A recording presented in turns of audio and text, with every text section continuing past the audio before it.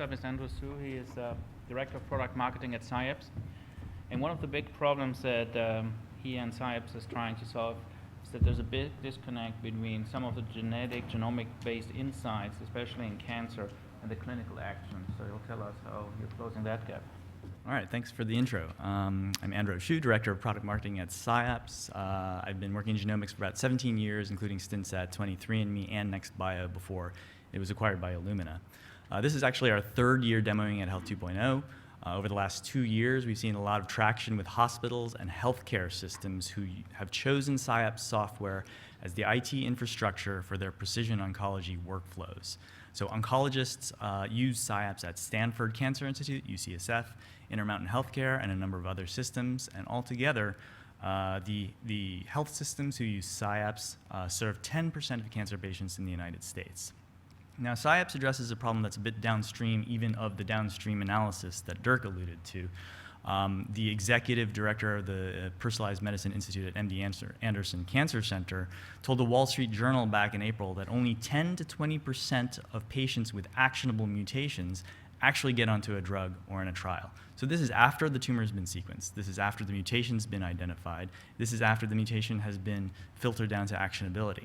What's missing is the IT infrastructure to pull together molecular and clinical data at the point of care and get the patient onto a drug or enrolled into a clinical trial. So let's say I'm an oncologist and I'm getting ready to see a patient. I can log into SciAps software. Here I see I have a stage 4 lung cancer patient. I can see the ECOG score, that's a measure of performance status, tumor size pulled in from imaging reports, treatment history, pathology reports, and lab results.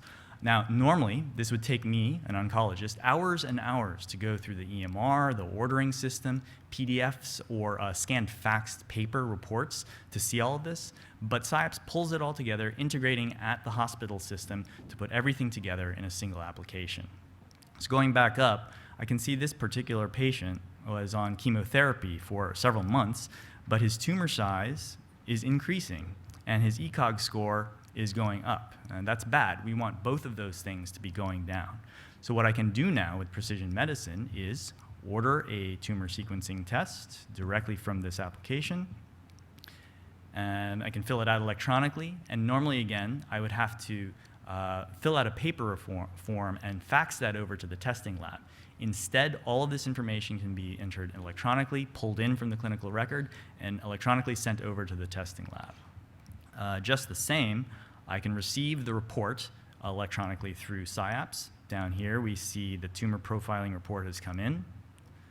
I can open that in the application, and we'll see that the test identified 4 alterations in the patient's tumor, but didn't find any therapies targeting any alterations that were approved in this patient's lung cancer.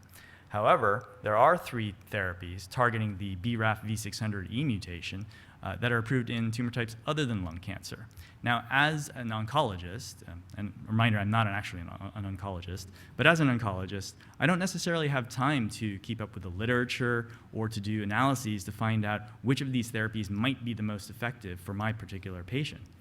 What I can do now using SciAps is open this similar patients feature.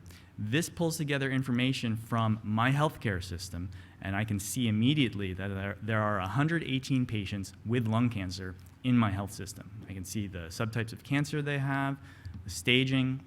I can also see what are the top genes that are identified as altered in all of these patients' tumors. I can see the top alterations. And down below, because we're pulling this information in from the EMR, I can see what are the top treatments that have been administered to these patients. Now again, I'm interested in lung cancer patients with the BRAF V600E alteration, so I'll enter that over here.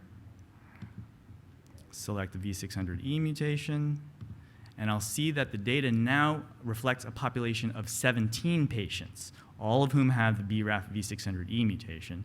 And down below, the treatments administered have updated, and I can see that by far, my peers have chosen to order the drug trametinib for this type of patient with the BRAF V600E alteration. So now going back to the report, within the SciAps application, I can click Order next to trametinib, and that'll open up an order form. And again, we work with this healthcare system's preferred specialty pharmacy to pull in clinical data, again integrated from the EMR, as well as the molecular data available from the lab in structured format through SciAps, and send all of that as an electronic bundle to the specialty pharmacy to make sure that prior authorization and eligibility are established. And that all speeds the process of getting targeted therapies, precision medicine to patients as quickly as possible, and it's all enabled through the SciAps system. Thank you.